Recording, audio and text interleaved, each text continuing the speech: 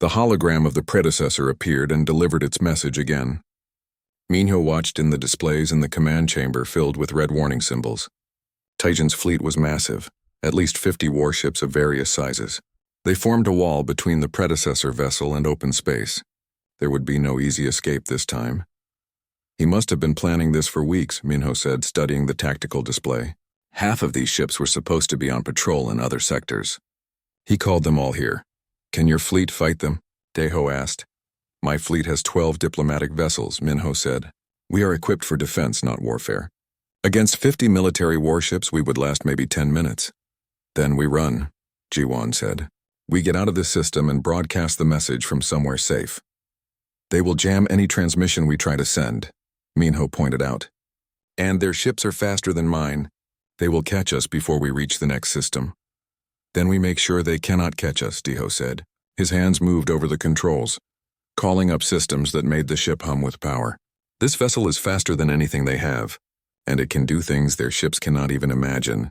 We just need to keep them busy long enough to get the message out. You want to fight 50 warships? Jiwon's voice rose with panic. That is suicide. I do not plan to fight them, Daeho said. I plan to annoy them so much they cannot think straight. Taijin's voice boomed through the communication channels. This is Admiral Taijin to all ships in this system. The predecessor vessel has been stolen by criminals. They must be returned to Korthan custody immediately. Any ship that aids them will be considered an enemy of the Empire. That is my cue, Minho said. He activated his own communication system. Admiral Taijin, this is Counselor Minho. I have reviewed evidence that suggests you attempted to suppress vital information from the Galactic Council. I am taking the predecessor vessel and its crew into protective custody, pending a full investigation. You overstep your authority, Counselor, Taijin growled. Stand aside or be destroyed. I am a sitting council member. Attacking my fleet would be an act of treason. I will take my chances. Last warning, Minho. Surrender the vessel now. Minho looked at Daeho and Jiwon.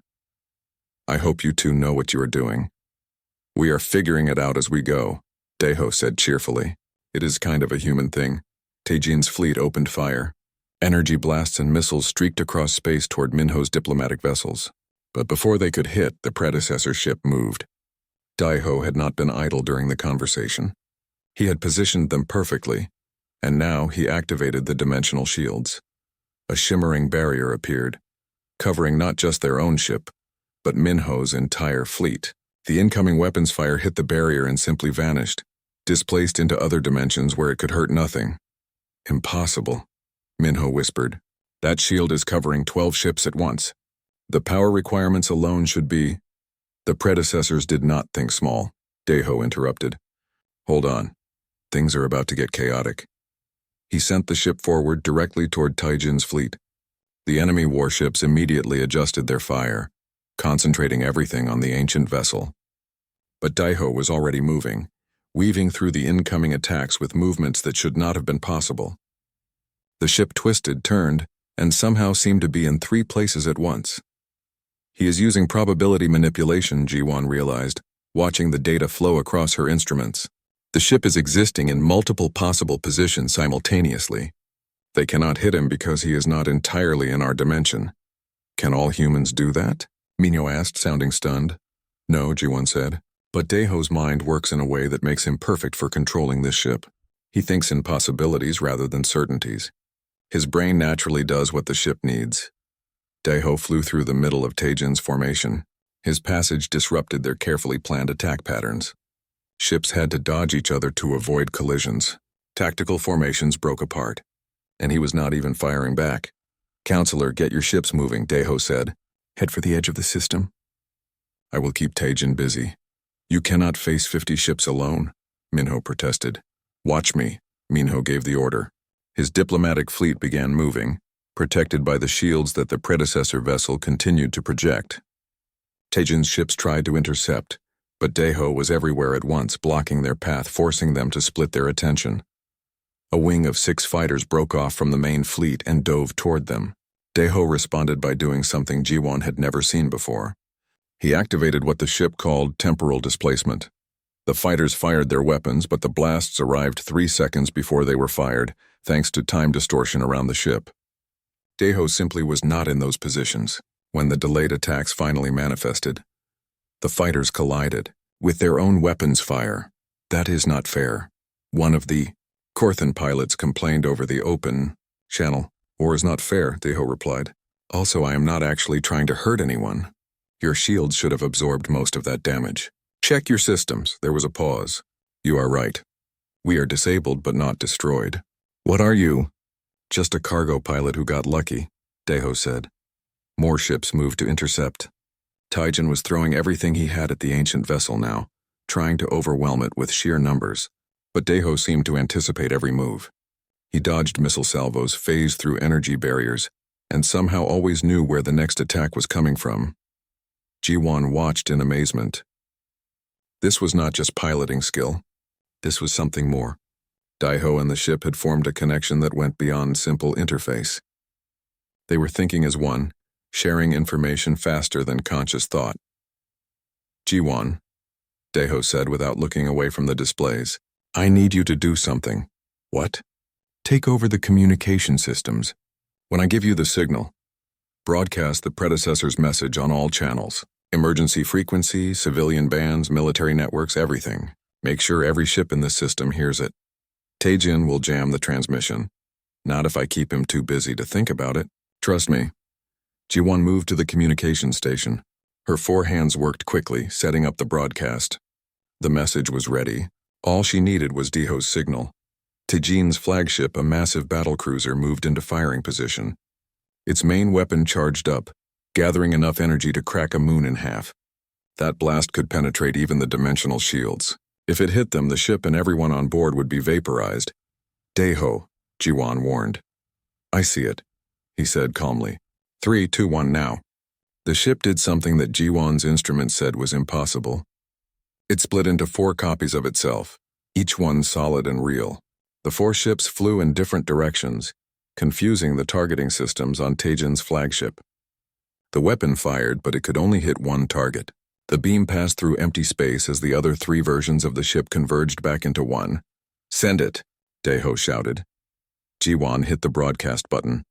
The predecessor's message flooded across every communication channel in the system. On Taijin's ships, on Minho's diplomatic fleet, on civilian stations and commercial vessels, everyone heard the warning. They heard about the predecessor's fall. They learned about the dangers of perfection and the value of chaos. And they heard Admiral Taijin's attempt to suppress that message. The effect was immediate. Ships in Taijin's fleet began to slow down. Captains demanded explanations from their admiral. Some outright refused to continue the attack. The military formation started to fracture as individual commanders made their own choices. Admiral, what is the meaning of this? One captain demanded over the open channel. Did you really try to hide this message from the council? It is propaganda, Taijin snarled. A trick by the human and his conspirators. The message came from the predecessor vessel itself, another captain said. Are you calling the predecessors liars?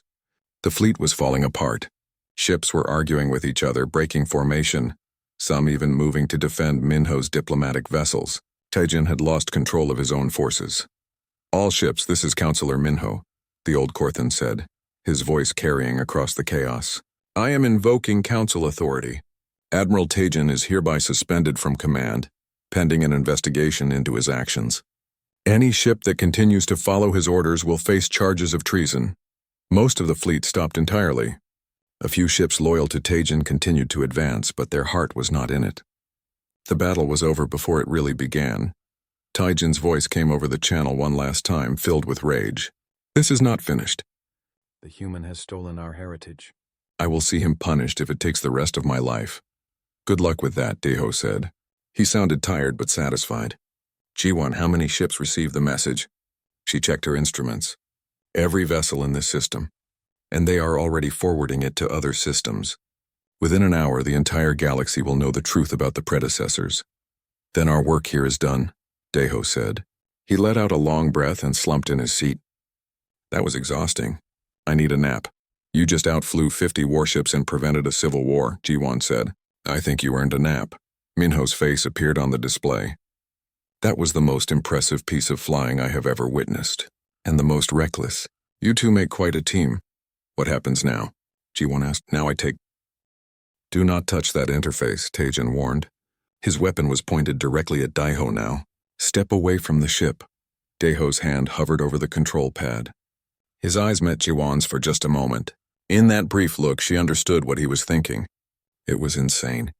It would probably get them both killed. But it was their only chance. Here's the thing about humans, Daiho said, his voice calm despite the weapons aimed at him. We are really bad at following orders when we think those orders are wrong. His hand slammed down on the interface. The ship exploded with light. Not the golden glow of normal operation, but a brilliant white that made everyone in the chamber cry out and cover their eyes. The soldiers fired their weapons, but the energy blasts dissolved before reaching the ship. Some kind of shield had activated automatically. Jiwan, get in, Daiho shouted. She did not think. She just ran. Her 4 legs carried her up the boarding ramp faster than any Korthan could follow. Behind her, she heard Taijin screaming orders, heard the sound of more weapons firing uselessly against the shields. The ramp closed the moment she was inside. The ship's systems came alive around her, responding to Daiho's commands. She stumbled into the command chamber just as he lifted the vessel off its platform. "Are you completely crazy?" she shouted at him. "Probably," he said. His hands moved across the controls with confidence now. 3 weeks of practice had made him comfortable with the ship's systems. But we cannot let Taijin suppress that message. The galaxy needs to know what happened to the predecessors. You are stealing the most valuable artifact in galactic history.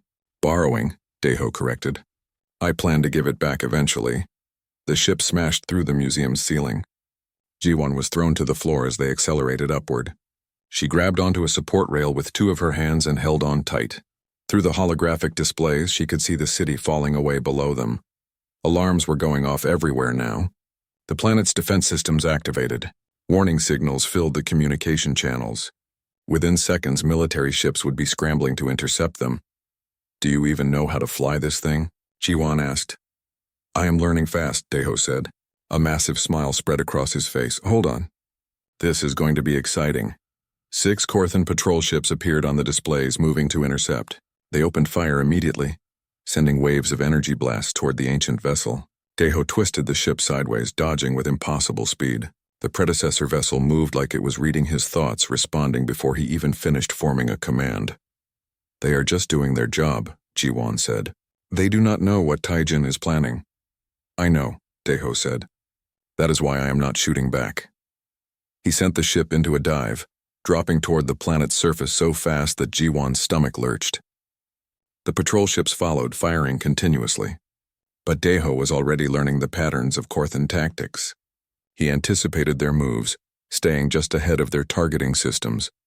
They skimmed over the city at a height that made it illegal for any normal ship to fly. Daiho wove between buildings, using the urban landscape as cover. The patrol ships struggled to keep up. They were built for space combat, not for precision flying in tight spaces. "You are enjoying this," Jiwan accused. "Maybe a little," Daiho admitted. "The ship is amazing. It does exactly what I want it to do." They burst out of the atmosphere and into open space. More ships were waiting. Not just Korthan patrol vessels now, but larger military cruisers. Taijin had called in reinforcements. At least 20 ships formed a blockade between them and open space. Any ideas? Jiwan asked. "A few," Daiho said. His hands danced across the controls. "The ship showed me something interesting earlier. Watch this." The space around them began to shimmer. Reality itself seemed to bend and twist. The predecessor vessel disappeared from normal space and reappeared behind the blockade, having somehow moved through the solid ships without touching them. "Dimensional shift," Daiho explained. "The ship can exist in multiple dimensions at once. We just slipped around them." The Korthan ships immediately adjusted course, pursuing them, but they were faster now and space was open ahead of them. Daiho pushed the ancient vessel to higher speeds. Stars became streaks of light as they accelerated beyond what should have been possible. "Where are we going?" Jiwan asked. "I have no idea," Daiho said cheerfully. "Any suggestions?" "We need allies," Jiwan said. She was already thinking like a fugitive, planning their next moves. "The council has members who oppose Taijin. If we can reach them, if we can show them the predecessor's message, they might help us." "Who do you trust?" Jiwan thought about it. Most council members would follow protocol, which meant turning them over to Taijin's custody. But there were a few who valued truth over politics. "Councillor Minho," she said. "He is Korthan. but he has opposed Taejin's military expansion policies for years. He commands a diplomatic fleet in the outer sectors. If we can reach him, he might listen. Then that is where we go, Daeho said.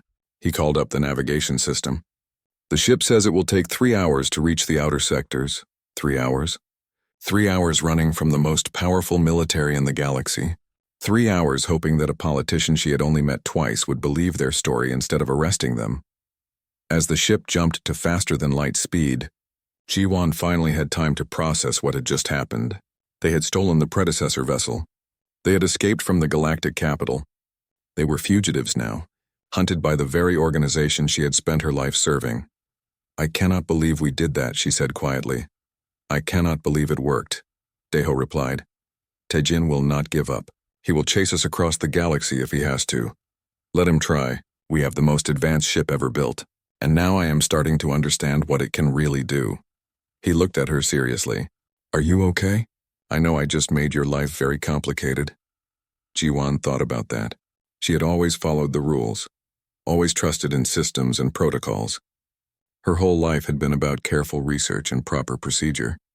And now she was a criminal, running from the authorities with a human pilot who flew by instinct rather than training. But she had also just witnessed the greatest discovery in galactic history. She had heard the predecessors speak directly to them. She had learned the truth about why the most advanced civilization in the galaxy had fallen. "I am terrified," she admitted, "but I am also more excited than I have been in years. That message cannot be hidden. The galaxy needs to hear it, even if it cost you everything, especially then. What good is my career, my reputation, or my comfort if the galaxy makes the same mistakes the predecessors did? We have to warn them." Daeho nodded. "Then we will warn them, together." The next 3 hours passed in relative quiet. The ship's systems hummed smoothly, carrying them through space faster than any Korthan vessel could follow. Ji-won spent the time reviewing everything she had learned, preparing arguments for when they reached Counselor Minho. Daeho practiced with the ship's systems, unlocking more of its capabilities. He discovered weapons that could disable other ships without destroying them. He found sensors that could detect vessels hiding in other dimensions. He mapped out systems for shields, engines, and technologies that had no names in any modern language. "The predecessors really did think of everything," he said. "This ship could probably take on an entire fleet by itself." "Please do not test that theory," Ji-won said. When they finally arrived in the outer sectors, they found Counselor Minho's diplomatic fleet orbiting a neutral station. His flagship was impressive, a massive cruiser designed to host peace negotiations between rival species. "How do we approach without getting shot?" Daeho asked. "Carefully," Ji-won said. She activated the communication system. "Counselor Minho, this is researcher Ji-won. I need to speak with you urgently. It concerns the predecessor vessel and Admiral Taejin." There was a long pause. Then a deep voice responded. "Ji-won? Reports say you have stolen the vessel and fled the capital. Admiral Taejin has issued orders for your immediate arrest." "I know how it looks," Ji-won said, "but I can explain everything. The predecessors left us a message. A warning. Taejin wants to suppress it because it threatens his military ambitions. Please, Counselor, give us a chance to show you the truth." Another pause.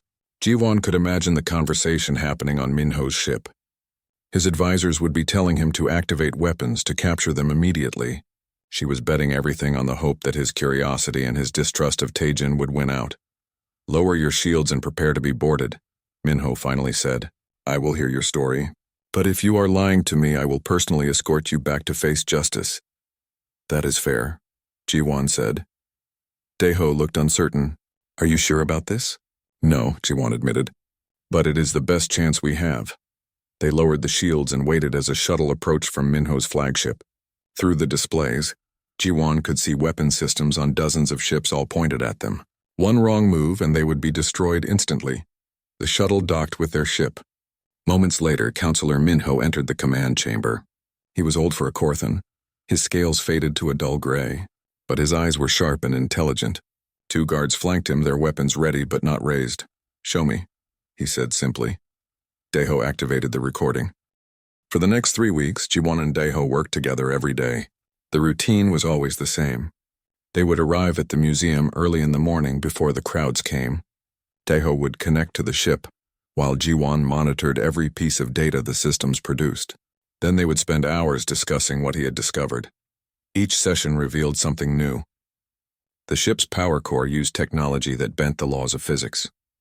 The shields could exist in multiple dimensions at once, making the ship almost impossible to hit. The weapons could reshape matter itself, turning asteroids into dust or dust into solid barriers. The engine system could fold space, allowing the ship to cross vast distances in minutes rather than months. Every discovery made the Galactic Council more nervous. And none made them more nervous than Admiral Taejin. Ji-won first noticed him watching from the observation gallery during their 5th session. He stood perfectly still, his red scales gleaming under the lights, his eyes fixed on Daeho. There was something in his expression that made her uncomfortable. It was not curiosity or scientific interest. It was calculation. After that day, Taejin appeared more frequently. He never interfered with the work, but his presence felt like a weight in the room. Other council members came and went, but Taejin stayed for hours, watching everything. "That guy gives me bad feelings," Daeho said one evening as they reviewed the day's data. "Admiral Taejin is a powerful member of the Korthan military," Ji-won said carefully. She had learned that conversations in the museum were often monitored. "He has significant influence on the council." "He looks at the ship like he wants to own it," Daeho said. Ji-won could not disagree, but she did not say so out loud. Instead, she changed the subject. "You unlocked the navigation system today. What did you find?" Daeho's expression brightened. He loved talking about what the ship could do. "The ship has visited thousands of star systems. It has records of civilizations that existed before any species we know about. Some of them are still out there, waiting to be rediscovered. The predecessors mapped the entire galaxy. Did you find anything about what happened to them?" Ji-won asked. This was the question that drove her research, the mystery that had consumed her life. "Not yet," Daeho said, "but there are sections of the database I cannot access. They are locked behind some kind of secondary security. The ship says I am not ready yet. The ship talks to you, not with words. But I can feel what it wants me to know and what it wants to keep hidden. It is like it is teaching me, showing me things in the right order." Ji-won made notes on her tablet. The idea that the ship had its own agenda was fascinating and terrifying. Every other piece of predecessor technology ever found was simply a tool. But this ship seemed almost alive, making its own decisions about what to reveal. On the 23rd day, something changed. Daeho was connected to the ship, exploring what he called the deep systems, when suddenly all the displays turned red. Warning symbols appeared everywhere. Ji-won's instruments went crazy with alerts. "Daeho, what is happening?" "The ship found something," he said. His voice sounded strained. "A hidden file. It is trying to show me, but the security is fighting back." "Disconnect," Ji-won ordered. "It is not worth the risk." "No," Daeho said. "I am almost through." "The ship wants me to see this. It is important." The red warnings intensified. Then suddenly everything went dark. For 3 terrifying seconds, the entire ship shut down. Ji-won thought they had broken something irreplaceable. Then the lights came back on. But they were different now. Instead of golden, they were a deep blue. And in the center of the chamber, a holographic figure appeared. The figure was humanoid, but clearly not human or any species Ji-won recognized. It was tall and thin, with skin that seemed to shift between solid and translucent. Its eyes glowed with the same blue light that now filled the ship. "This is a recorded message," the figure said. Its voice echoed strangely, like it was speaking from very far away. "If you are seeing this, you have successfully activated our vessel. That means you possess the neural flexibility we designed it to require. You are in your species' chaos phase, the period when your minds are most adaptable and creative." Ji-won stood completely still, afraid that any movement might interrupt the message. This was a predecessor, an actual member of the species that had dominated the galaxy 50,000 years ago. "We are the predecessors," the figure continued, "though that is not what we called ourselves. We built a civilization that spanned thousands of worlds. We solved every problem. We eliminated disease, hunger, and conflict. We created an artificial intelligence to manage our society, to optimize every aspect of our lives." The hologram's expression changed, becoming sad. It worked perfectly. The AI made our civilization run with flawless efficiency, but efficiency came at a cost. We stopped struggling. We stopped creating. We stopped growing. Our minds, once flexible and innovative, became rigid. We could only think in the patterns the AI had optimized for us. The figure gestured and images appeared around it. Cities that stretched across entire continents. Ships that made the vessel Deho was piloting look small. Technology that seemed like magic. Then we encountered a problem the AI could not solve. A quantum anomaly spreading through our space. Something that required creative thinking and adaptability to address. But we had lost those abilities. We had become so optimized that we could not think outside the patterns the AI had created. We could not adapt. We could not innovate. The cities in the images began to fade and crumble. The great ships went dark. The civilization collapsed slowly, not with violence but with quiet surrender. We watched our species die, not from war or disease but from our own perfection. In our final days, we built these vessels. We designed them to only respond to species still in their chaos phase, those whose minds retained the flexibility we lost. We hoped that someone would find them and learn from our mistake. The figure looked directly at Deho, though it was clearly a recording and could not actually see him. Whoever you are, whatever species you belong to, please hear this warning. Perfection is a trap. Efficiency is seductive, but the chaos in your mind, the messy, wasteful way you think and create, that is your greatest strength. Do not lose it in pursuit of optimization. Do not let any system, no matter how beneficial it seems, take away your ability to think in new ways. The hologram began to fade. We left our technology for you, not as a gift, but as a lesson. Use it wisely. Remember what happened to us. And whatever you do, keep the chaos alive. The figure disappeared. The blue light faded back to golden, and the chamber fell silent. Jiwon realized she was crying. Tears ran down her face from all four of her eyes. She had spent her entire adult life trying to understand the predecessors, and now she had her answer. They had not ascended to some higher plane of existence. They had not been destroyed by enemies. They had simply become too perfect to survive. Deho disconnected from the ship.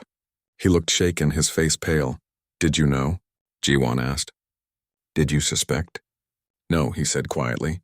I thought they were gods, beings so advanced that we could never understand them, but they were just people who made a mistake.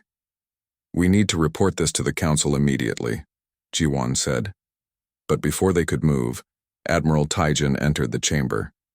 He was not alone. A dozen Korthan soldiers stood behind him, their weapons raised. I am afraid I cannot let you do that, Taijin said. Jiwon felt ice run through her veins. What is the meaning of this? The meaning is simple, Taijin said. That message changes everything. If the galaxy learns that predecessor technology is not a gift but a warning, they will reject it.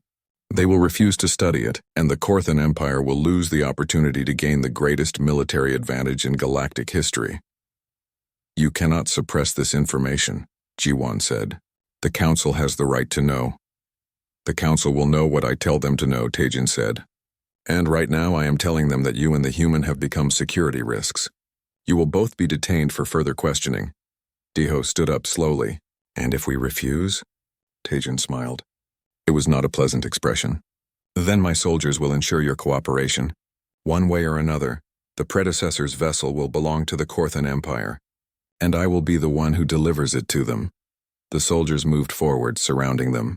Jiwon looked at Deho, trying to communicate silently. They had no weapons, no way to fight. They were trapped, but Deho was looking at the ship. And very slowly his hand moved back toward the interface pad. The museum's emergency systems screamed warnings throughout the building. Security teams rushed toward the central chamber, their weapons ready. They thought something had gone terribly wrong. In a way, they were right, but not in the way they expected. Jiwon stood frozen as the ancient ship floated 3 meters above its platform. Golden light poured from every surface. The crystalline controls that had been dark for thousands of years now blazed with energy. And in the middle of it all, Deho sat in the pilot seat with his eyes glowing like small stars. Deho? Jiwon called out. Her voice shook. Can you hear me? The human's head turned toward her. For a moment she feared that something had taken control of him, that the ship had consumed his mind. But then he smiled that same casual smile he had worn when he first arrived. I can hear you, he said. His voice sounded normal, not changed or possessed. This is incredible. I can feel the whole ship. Every system, every circuit. It is like the ship is part of my body. You need to disconnect, Jiwon said, trying to keep her voice calm. We do not know what the ship is doing to you. It is not doing anything bad, Daeho said. He looked around at the holographic displays floating near him. His hands moved across the interface pads and the displays responded instantly. It is just showing me how everything works. The power system here connects to the main reactor. These controls manage the shields. And this one, wow, this one controls weapons I do not even have names for. Security guards burst into the chamber led by Commander Hyunjin, a massive Korthan with red scales and a scar across his face. He raised his weapon, pointing it at Daeho. Step away from the controls, human. Wait! Jiwon jumped between them, her forearms spread wide. He has connected with the ship. If you interrupt the link suddenly, it could kill him. That ship could destroy this entire building, Hyunjin growled. We need to shut it down now. I am not going to destroy anything, Daeho said. He sounded relaxed, like he was having a normal conversation. Watch this. He closed his eyes. The ship responded instantly. It rotated slowly in the air, smooth and controlled. Then it drifted gently back down to its platform, settling into place with barely a sound. The golden light dimmed but did not disappear completely. The systems remained active, humming with quiet power. Daeho lifted his hands from the interface pads. The glow faded from his eyes. He stretched his arms and yawned like he had just woken from a nap. There, see? Everything is fine. The chamber fell silent. Every person present stared at him in disbelief. Commander Hyunjin slowly lowered his weapon. Jiwon realized she was holding her breath and forced herself to breathe. How? She finally managed to ask. How did you do that? Daeho shrugged. I just did what you told me. I sat down and put my hands on the pads. The ship started talking to me, not with words exactly, more like feelings and images. It showed me what it needed and I gave it to the ship. That is all. That is not all, Jiwon said. She checked her instruments, looking at the data they had recorded. You maintained a stable connection for 4 minutes and 17 seconds. The previous record was 40 seconds. And you did not just connect. You took control. You flew the ship. It wanted to fly, Daeho said. It has been sitting here for so long. I could feel how much it missed moving. Baekhyun arrived, moving as fast as his old body would allow. He stared at the ship, then at Daeho, then back at the ship. His mouth opened and closed several times before any words came out. This is impossible, he said. I am starting to think that word does not mean what everyone thinks it means, Daeho replied. Within an hour, news of what happened spread across the planet. Within 2 hours, it reached the Galactic Council. Within 3 hours, representatives from a dozen major species were demanding explanations. The human had done something that should not be possible, and everyone wanted to know how. The council called an emergency meeting. Jiwon was ordered to present her findings. She stood before the assembled representatives in the council chamber, a vast room designed to hold thousands. She had never been so nervous in her life. Members of the council, she began, her voice echoing in the huge space. I have analyzed the data from the human's connection with the predecessor vessel. My findings suggest that human neural architecture is uniquely compatible with the ship's interface system. Explain, demanded Ambassador Sujin, a Sylvari whose silver skin reflected the chamber's lights. How can a primitive species succeed where we have failed? Jiwon displayed her data on the massive screens behind her. Brain scans appeared, showing the neural patterns of different species compared to humans. Most species have evolved efficient neural structures, she said. Our brains process information through specialized pathways. This makes us excellent at specific tasks. A Korthan brain is perfect for tactical thinking. A Sylvari brain excels at pattern recognition. My own species has superior memory and processing speed. She switched to a scan of Daeho's brain activity. Human brains are different. They maintain what I call dynamic chaos.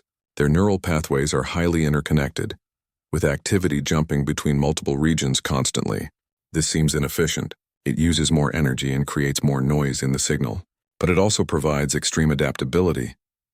Are you saying their primitive brains are actually superior? Ambassador Sujin's voice dripped with disbelief. Not superior, Jiwon said carefully. Different. The predecessor ship requires a mind that can adapt rapidly to new information, that can process multiple contradictory inputs simultaneously, and that can form creative solutions to problems it has never encountered before. Human neural architecture is built for exactly that. This is ridiculous, shouted Ambassador Taejin, a Korthan military officer. You want us to believe that these newcomers who only left their planet a few decades ago have some special connection to the most advanced technology in the galaxy? I am not asking you to believe anything, G1 said. I am presenting data. The humans successfully activated and controlled the ship. That is a fact. My theory explains why. The debate raged for hours. Some council members wanted to restrict Deho's access to the ship immediately. Others wanted to study him like a lab specimen. A few suggested that humans might be somehow related to the predecessors, though G1's genetic analysis had already proven that was impossible. Finally, the council reached a decision. Deho would be allowed continued access to the ship, but only under strict supervision. Every moment he spent connected to it would be monitored and recorded. G1 would serve as his primary researcher and liaison. Any signs of danger, and the experiment would end immediately. G1 found Deho in the museum's cafeteria, eating something that looked like noodles. He did not seem bothered by the chaos his success had caused. They decided to let me keep working with the ship, she said, sitting across from him. Good, Deho said between bites. There is so much more to explore. The ship showed me maybe 1% of what it can do. The rest is still locked away waiting. You do not seem surprised that you succeeded, G1 said. Should I be? Everyone else is shocked. Humans are not known for technological advancement. No offense. None taken, Deho said. He put down his food and looked at her seriously. Can I tell you something? When I first saw the ship, I did not think about how old it was or how advanced. I just thought it looked lonely, like it had been waiting for someone to understand it. Maybe that is why it responded to me. I did not try to control it or conquer it. I just tried to listen. Ji-won thought about that. She had spent 6 years studying the ship, running tests, analyzing every piece of data she could collect. She had treated it like a puzzle to solve, but Deho had treated it like a living thing that needed a friend. Tomorrow we start comprehensive testing, she said. The council wants detailed reports on every system you access. Sounds like fun, Deho said, though his tone suggested he thought it would be anything but fun. Thank you, Ji-won said suddenly. For what? For making me see things differently. For 6 years, I have been trying to unlock the ship's secrets through logic and analysis. You did it through intuition and connection. Maybe I have been approaching everything wrong, Deho smiled. Or maybe you need both. Your knowledge plus my, whatever this is. Together we might actually figure out what the predecessors were trying to tell us. As Ji-won walked back to her quarters that night, she looked up at the stars. Somewhere out there, the predecessors had built their civilization and then vanished. They had left behind this ship locked so that only a specific type of mind could open it. They had been waiting for someone like Deho. The question was, why? What had the predecessors known that made them create such a specific safeguard? Ji-won had a feeling that the answer would change everything. And she was both excited and terrified to discover what it was. The museum stood at the heart of Viridian Prime, a massive structure that reached into the purple sky. Inside its walls, treasures from 1,000 worlds filled endless corridors, but none of them compared to the ship that floated in the central chamber. Ji-won pressed her hand against the observation window and stared at the vessel. She had seen it every day for the past 6 years, yet it still took her breath away. The ship was enormous, larger than most buildings, with a hull that seemed to shift colors in the light. Strange symbols covered its surface, ancient writing that no one could read anymore. The predecessors had built this ship 50,000 years ago, back when most species in the galaxy were still learning to make fire. Her supervisor, an old Korthan named Baekhyun, walked up beside her. His scales were gray with age, and he moved slowly. He had spent 40 years studying the ship, just like dozens of researchers before him. Still hoping today will be different? He asked. Ji-won's forearms crossed in front of her chest. Her blue skin glowed faintly in the dim light. Someone has to believe it can work. Thousands have tried, Baekhyun said. The best pilots in the galaxy. The smartest scientists. Even the Empress herself attempted it once. The ship never responds. Ji-won knew he was right. She had watched countless people sit in the pilot's seat, place their hands on the neural interface, and try to connect with the ship's systems. Some lasted only seconds before the ship rejected them. Others managed a minute or two. But the result was always the same. The ship remained dead, its systems locked away behind a barrier no one could break. The council is holding one final trial, Baekhyun said. They are opening it to everyone in the galaxy, Anyone who wants to try can register. That sounds desperate, Ji-won said. It is. After this, they plan to seal the ship away. Move it to a secure facility where no one can access it. The council thinks it is too dangerous to leave it here. Ji-won felt a sharp pain in her chest. The ship was the only real connection to the predecessors that still existed. Everything else was ruins and fragments. If they locked it away, the last chance to understand that ancient civilization would be gone. Over the next 2 weeks, hundreds of people arrived to attempt the trial. Ji-won watched them all. There were Sylvari mystics who claimed spiritual connections to ancient powers, Korthan military pilots with decades of experience, mechanical beings who thought their artificial minds might succeed where organic ones failed. Each one entered the ship with confidence. Each one left in failure. Then the human arrived. Ji-won was reviewing scan data when the registration came through. She almost deleted it. Humans were new to the galactic community. They had only discovered faster-than-light travel 30 years ago. Most species considered them primitive and loud. Their ships were crude. Their technology was simple. They had nothing to contribute to a challenge that had defeated the galaxy's finest minds. But something in the human's file caught her attention. His name was Daeho, a cargo pilot from Earth's moon colony. His neural scan showed patterns she had never seen before. Most species had clean, organized brain activity. Their thoughts followed logical pathways. But this human's scan was chaos. His brain activity jumped between different regions rapidly, creating patterns that looked almost random. Ji-won pulled up comparison data. Every species that had tried the ship showed similar neural patterns, just variations on the same theme. But humans were different. Their brains worked in a way that seemed inefficient, wasteful even. Yet they had somehow managed to reach the stars despite this. She approved his registration. Baekhyun thought she was wasting time. A human? Ji-won, be serious. His neural patterns are unique, she said. Different from anything we have seen. Different does not mean better. Maybe not. But after 6 years of the same results, perhaps different is what we need. When Daeho arrived at the museum 3 days later, Ji-won was waiting at the entrance. She had expected someone impressive. The few humans she had met before were always trying to prove themselves, always working twice as hard to earn respect from older species. Daeho was not like that at all. He was short by galactic standards, barely reaching her shoulder. He wore an old jacket made of some kind of animal leather, and his clothes looked like he had slept in them. His hair was messy, and he had a smile that seemed permanently fixed on his face. When he saw Ji-won, he waved like they were old friends. "You must be the scientist who approved my application," he said. "Thanks for that. Most places do not even let humans through the door." Ji-won found herself unsure how to respond. She was used to formal greetings and proper protocols. This human acted like he was meeting someone at a bar, not attempting to activate the most important artifact in galactic history. "I am Ji-won," she said.